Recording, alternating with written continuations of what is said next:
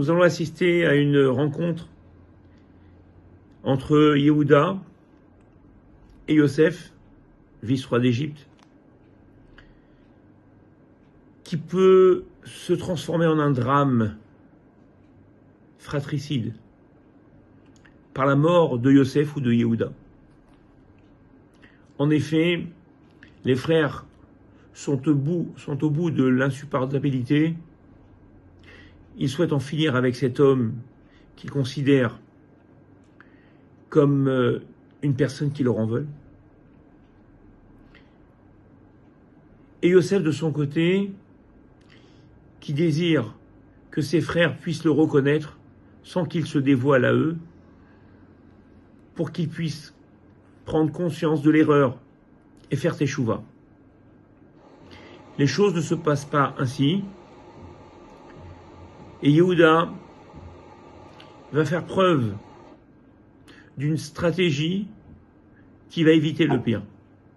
Le Baal Shem Tov nous dit que Yehuda a dû puiser dans l'amour le plus profond qu'il avait pour l'autre, dans l'énergie la plus intense qu'il pouvait mettre dans les mots qu'il a choisis pour parler au cœur de Yosef, vice-roi d'Égypte.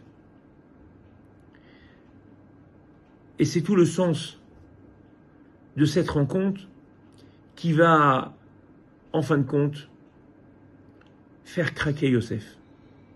Yosef n'en peut plus, il n'arrive plus à se retenir parce qu'il a été touché, pénétré par les paroles de sincérité, d'amour de Yehuda.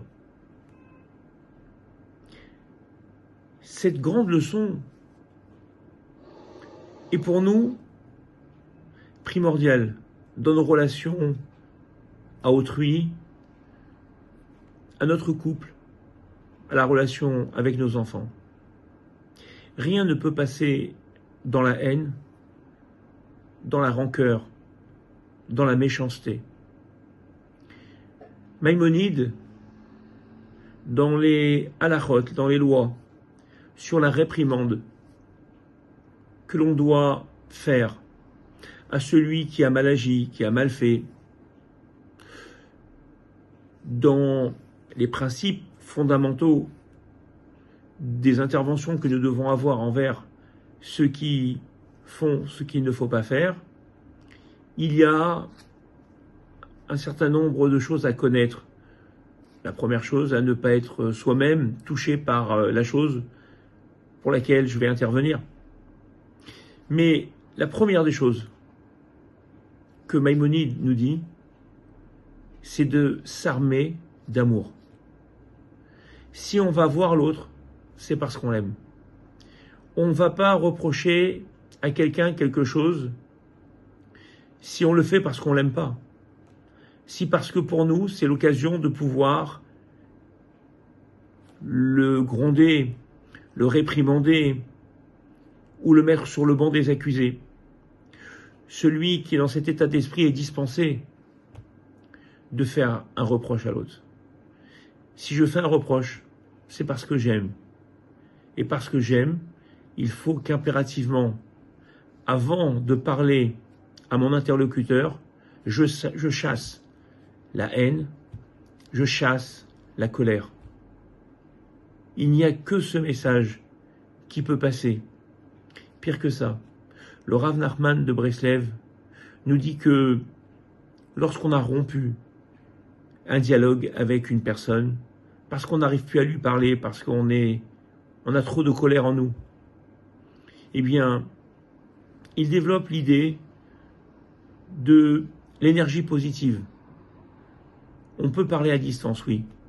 Lorsque les liens ont été rompus, nous pouvons, en puisant l'amour qui est au fond de nous, en comprenant le bonheur d'être en paix avec tous, parler à distance avec celui avec qui on ne parle plus. Et Oran Nachman développe que cette pensée positive va amener l'autre à changer de position lui aussi, et va le ramener à nous.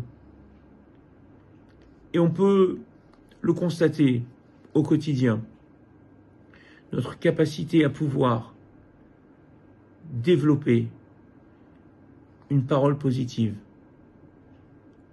N'attendons pas de nous disputer, n'attendons pas de devoir faire un reproche à quelqu'un pour lui parler avec amour.